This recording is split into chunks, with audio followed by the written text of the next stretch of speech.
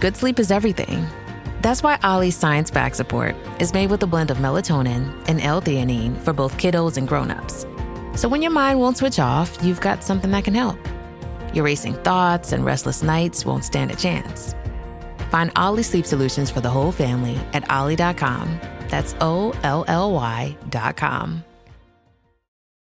What is resentment? Why do we feel resentment and anger sometimes? And can you learn how to overcome resentment? That's what I'm talking about this week here on Let's Talk About Mental Health, the weekly podcast that makes mental health simple. So get comfortable and let's talk.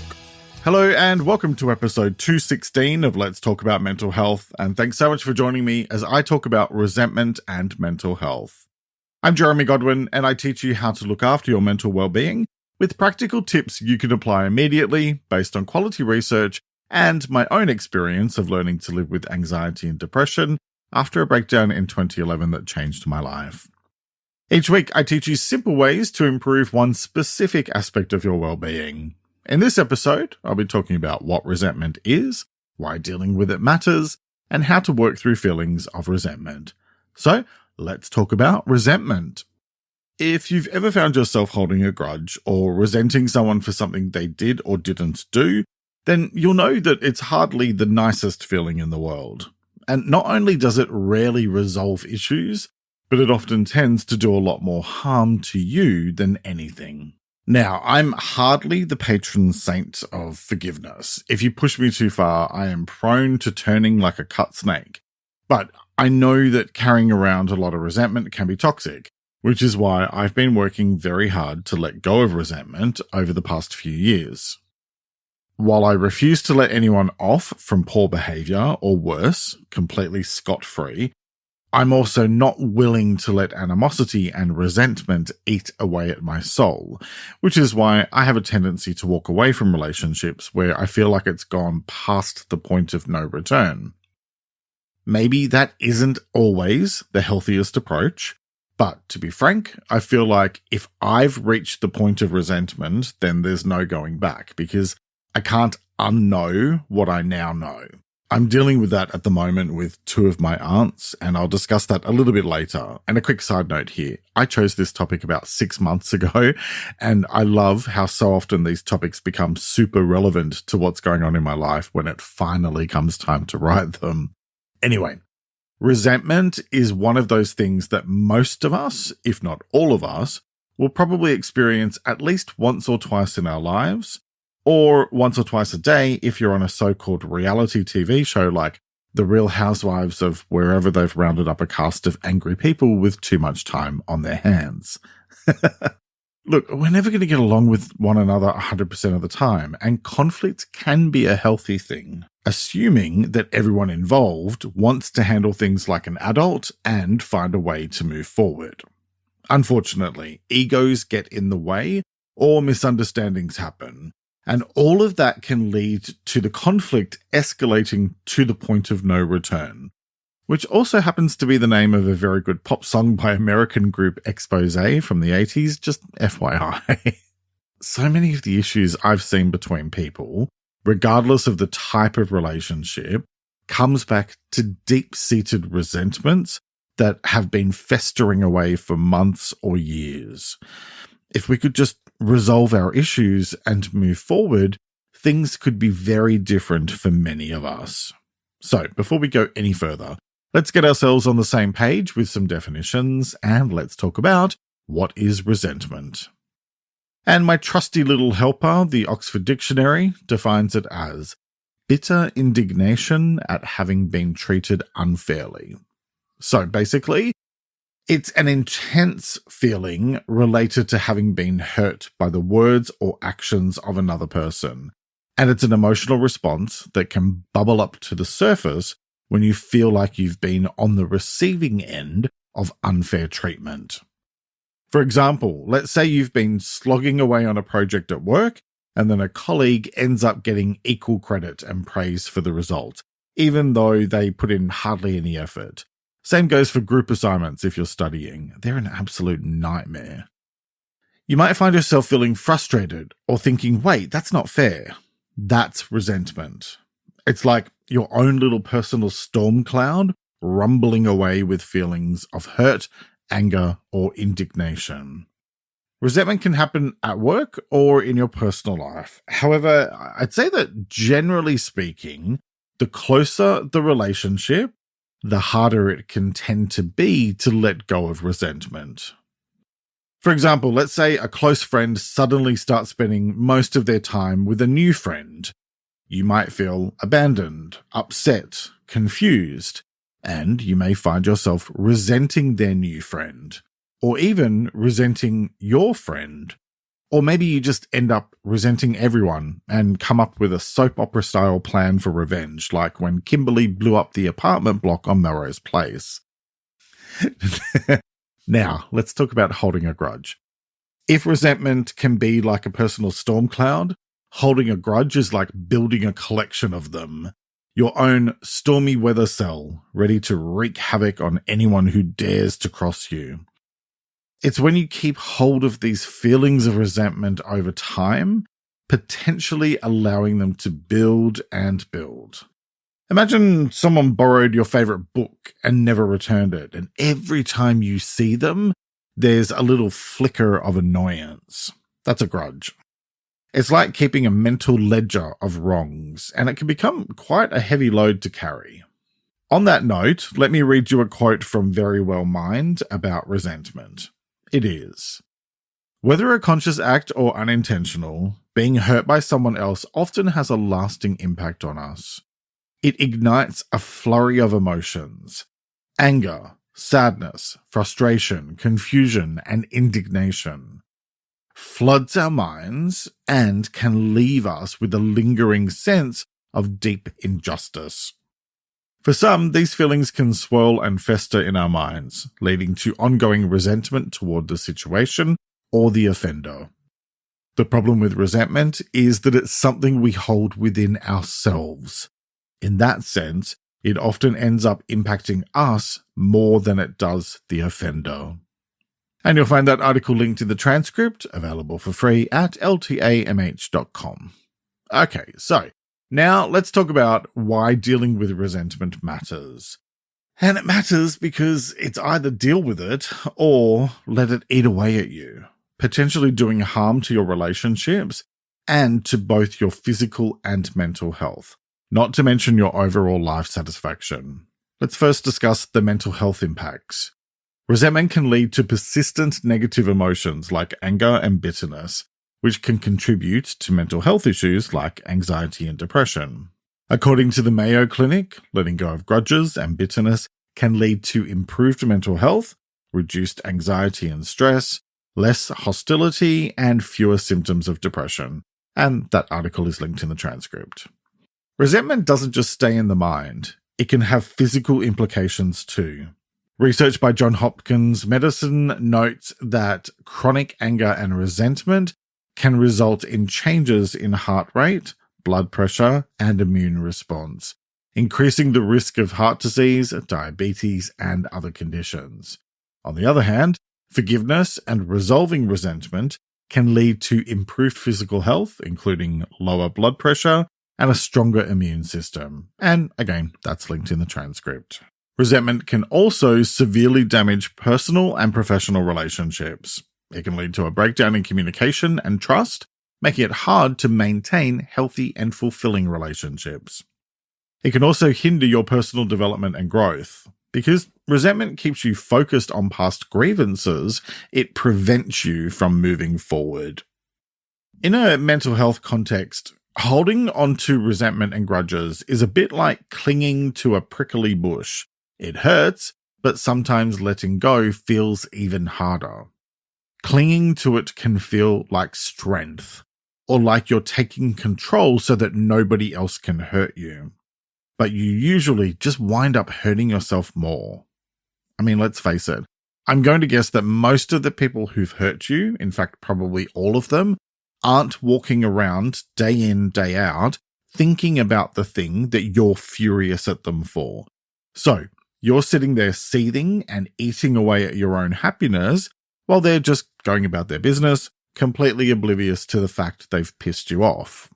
carrying around feelings of resentment can create a constant undercurrent of tension and negativity in your mind, and that's exhausting. It's like having a background app running on your phone all the time, draining the battery. It can lead to stress, anxiety, and even impact your relationships with others. I mentioned my current family issues earlier.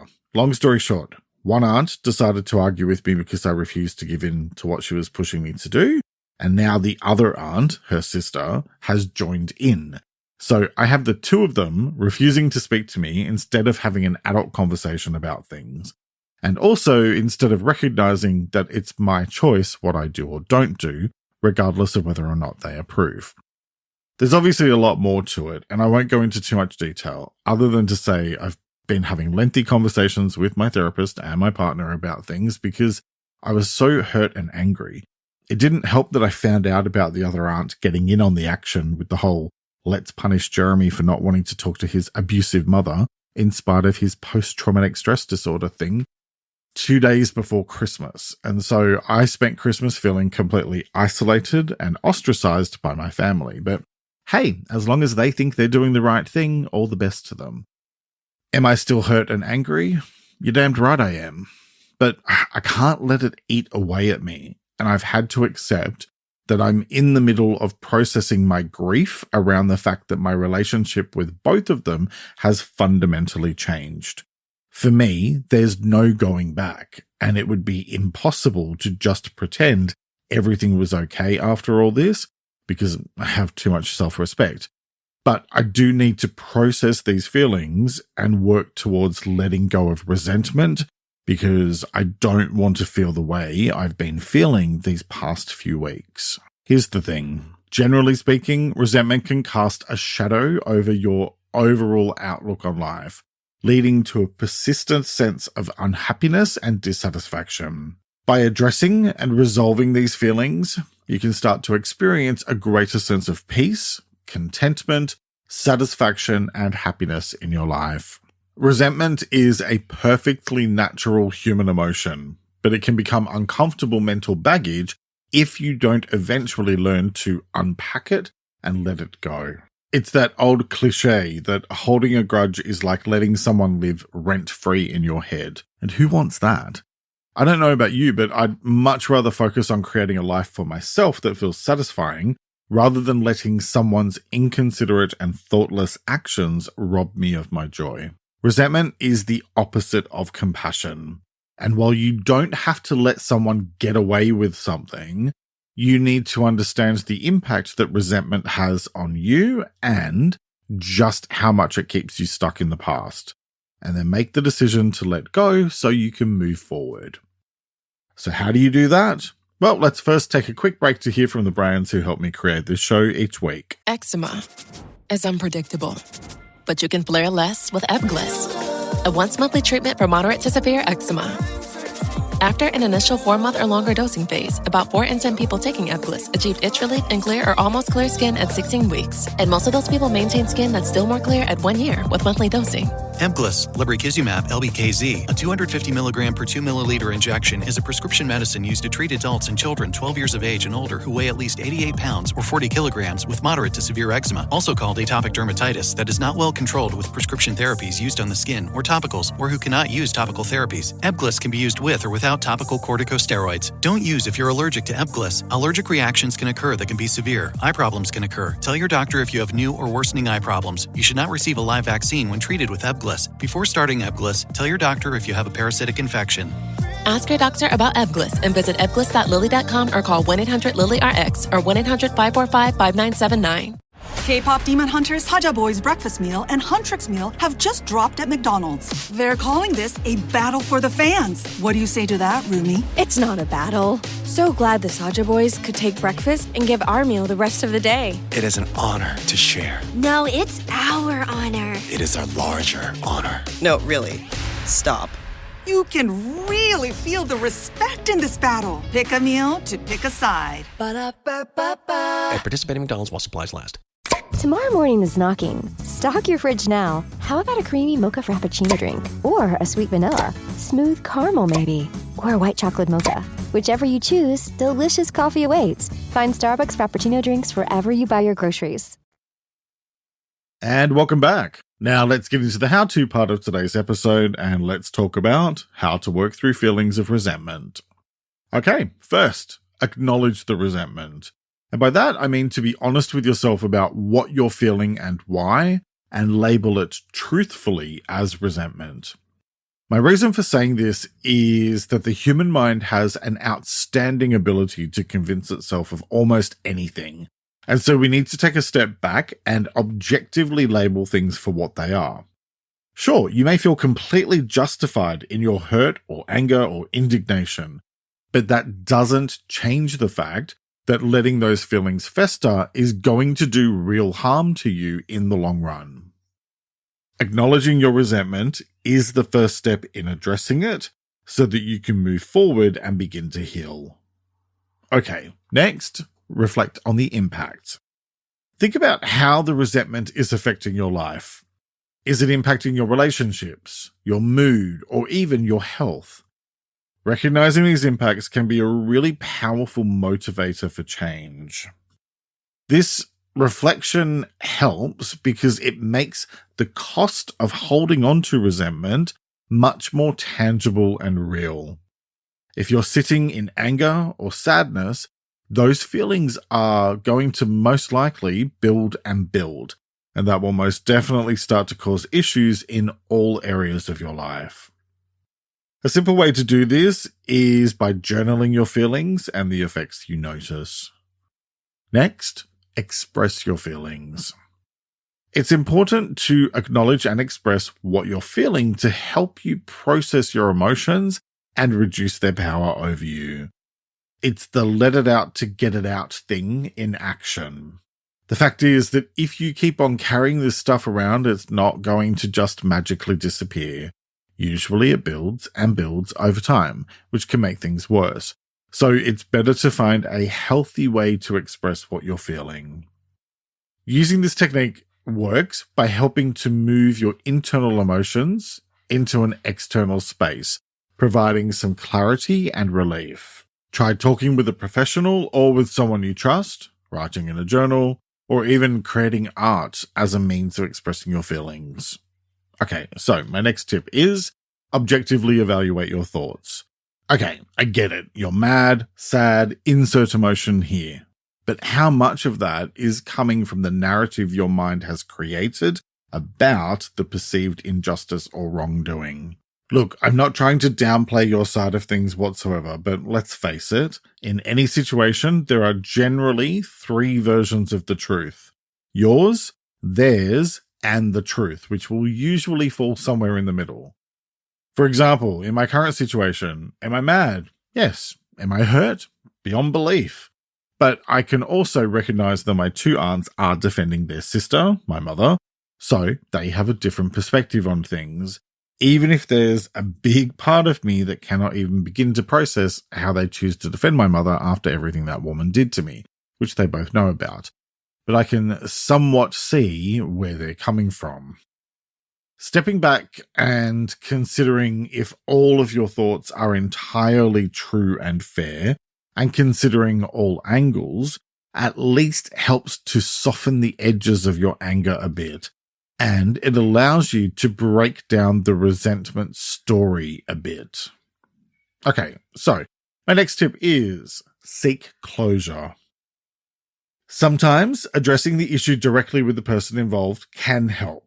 If it feels appropriate and if you're able to communicate with the person, have a calm and honest conversation about how their actions affected you, which can potentially lead to mutual understanding and healing.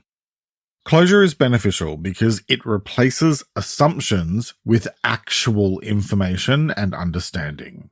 However, you'll notice I said sometimes, and that's because it's not always as clean-cut and straightforward as having a conversation and finding a sense of closure.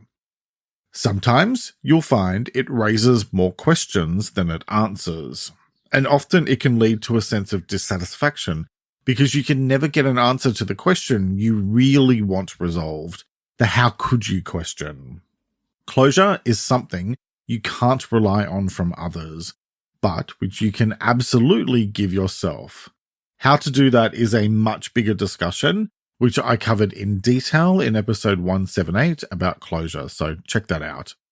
Okay, next, focus on the present. Dwelling on past events keeps the grudge alive, so shift your focus to the present and future. That doesn't mean you have to pretend it didn't happen. Please don't try that, because that's about as unhealthy as it gets. But it means to stop going over and over things or wishing for a different outcome. What's done is done, and you cannot unknow what you now know. The question here is, what can you do now for the sake of your well-being? Focusing on the present helps you to direct your energy towards what you can control, and I talked about how to do that in episode 215. Okay, next, practice self-compassion. Be kind to yourself throughout the process, because resentment can sometimes make us critical of ourselves. Practicing self-compassion means treating yourself with the same kindness you'd offer a friend, and it can help to reduce self-criticism and foster greater resilience. Make time for self-care activities and remind yourself that it's all right to feel hurt and it's all right to take time to heal. Next, develop healthy coping strategies. When feelings of resentment arise, have a plan to manage them. That could mean taking some time for deep breathing, going for a walk, or talking to a friend. Developing healthy coping strategies by identifying activities that calm your mind helps to interrupt the cycle of rumination and provides an outlet for your feelings. I covered coping strategies in episode 179, so you'll find that helpful for more ideas. Okay, my next tip is focus on gratitude. Shifting your focus to the positive aspects of your life can help to dilute the impact of resentment. The more you focus on the positives, the less prominent and loud the negatives can seem. Keep a gratitude journal or simply spend a few moments each day reflecting on what you're thankful for. Okay, next, set boundaries. If the source of your resentment is ongoing, like a colleague or family member, then setting and resetting clear boundaries is absolutely essential. This might mean saying no to certain demands or limiting interaction with the person who caused the resentment. Setting boundaries helps to protect you from future harm, and it can reinforce your self-respect. And I covered how to do that all the way back in episode 53 about boundaries. Next, learn from the experience. Consider what the experience of feeling resentful can teach you. Perhaps it's about the needs for stronger boundaries in general, or clearer communication, or understanding your own values better. Learning from the experience turns a negative situation into an opportunity for personal growth. So reflect on these lessons and how they can be applied to improve your future relationships and choices. Okay, next, practice empathy. Try to see the situation from the other person's perspective. What might have been their motivations or circumstances?